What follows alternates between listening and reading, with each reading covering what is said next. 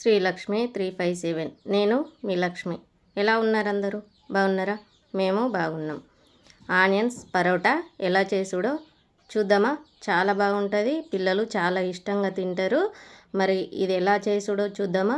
ఈ వీడియో మధ్యలో స్కిప్ చేయకండి, చివరి వరకు చూడండి, చాలా బాగుంటుంది. రండి, మరి లేట్ ఎందుకు, చూద్దాం ఎలా చేసుడో. ఈ గిన్నెతోని నేను 2 గిన్నెల గోధుమ పిండి తీసుకుంటున్నా. కొంచెం సాల్టు, 2 టేబుల్ స్పూన్ల పెరుగు, కొంచెం ఆయిల్ పోసి బాగా కలపాలి. కొన్ని వాటరు పోస్తూ ముద్దలాగా సాఫ్ట్గా కలుపుకోవాలి. చపాతి పిండిలాగా కలుపుకోవాలి. కొంచెం ఆయిల్ పోసి మళ్ళీ దానికి అప్లై చేసి బాగా మెదుము కలుపుకోవాలి. ఇప్పుడు ఆ పిండి పైన మూత పెట్టి పక్కకెట్టేసుకుందాం. నేను 2 గిన్నెల గోధుమ పిండి తీసుకున్నా కదా, అదే గిన్నెతోని 2 గిన్నెల ఆనియన్స్ సన్నగా కట్ చేసి పెట్టుకున్నా ముందే. అవి కొంచెం సాల్ట్ వేసి బాగా కలపాలి.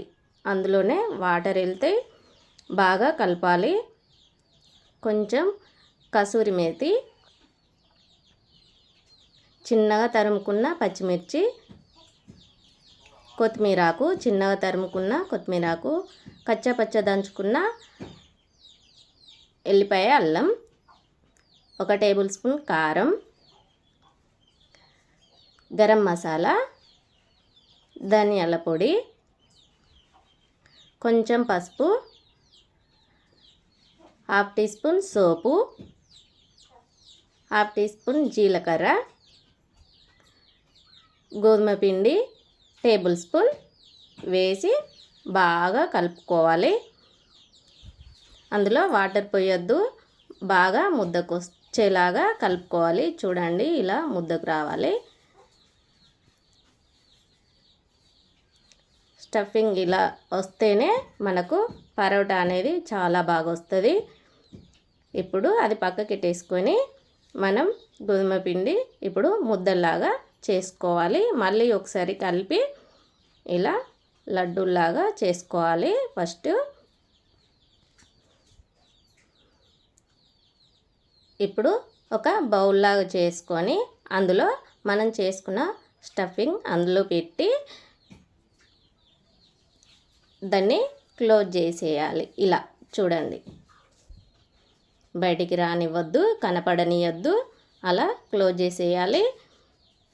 ఇప్పుడు ఒక ప్లేట్లోకి తీసుకోవాలి. అన్నీ అలాగే చేసుకోవాలి. చూడండి, ఇలా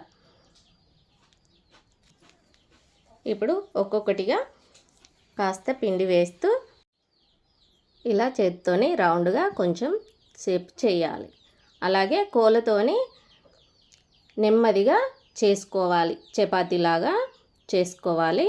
ఇప్పుడు పెనం పెట్టుకొని కొంచెం ఆయిల్ పోసి కాల్చుకోవాలి. మీరు బటర్ కూడా వేయొచ్చు. మళ్ళీ ఇంకో వైపు తిప్పి కాల్చుకోవాలి. మళ్ళీ ఆయిల్ వేయాలి, వేసి మళ్ళీ ఇంకో వైపు తిప్పుకొని కాల్చుకోవాలి. అది ఇప్పుడు ఒక ప్లేట్లోకి తీసుకుందాం. మీరు కావాలనుకుంటే బటర్ కూడా వేసి చేసుకోవచ్చు. ఇప్పుడు చపాతీలాగా చేసుకొని స్టఫింగ్, ఆనియన్ స్టఫింగ్ దాని మీద పైన అలా పేర్చాలి. చాక్తోని ఒక సైడు మధ్యలో నుండి ఒక సైడు కట్ చేసి అలా రోల్ లాగా చేసుకోవాలి. నేను మీకు 2 రకాలుగా చూపిస్తున్నా. అలా చేసుకొని చూడండి, ఇలా సమోసాలాగా చేయాలి. చేసి చేత్తోని కాసేపు అలా నెమ్మదిగా చేసుకొని మళ్ళీ రొట్టె కోలుతోని నెమ్మదిగా చేసుకోవాలి. చూడండి, ఇలా ఇప్పుడు అది ఇప్పుడు తీసుకొని పెనం పైన వేసి కాల్చుకోవాలి. నేనైతే ఆయిలే వేస్తున్నా. మీరు బటర్ అయినా వేసుకోవచ్చు, నెయ్యి కూడా వేసుకొని కాల్చుకోవచ్చు. కొంతమంది నెయ్యి అయితే ఇష్టపడతారు. 2 వైపులా కాల్చుకొని ఒక ప్లేట్లోకి తీసుకోవాలి. చూడండి ఎంత చక్కగా వచ్చాయో. మీరు కూడా ఇలా ట్రై చేయండి, చాలా బాగుంటాయి ఆనియన్స్ పరోటా. పిల్లలు కూడా చాలా ఇష్టంగా తింటారు. నా వీడియో కనుక నచ్చినట్టయితే లైక్ చేయండి, షేర్ చేయండి, సబ్స్క్రైబ్ చేసుకోండి ఫ్రెండ్స్. కామెంట్ చేసుడు మాత్రం మర్చిపోకండి.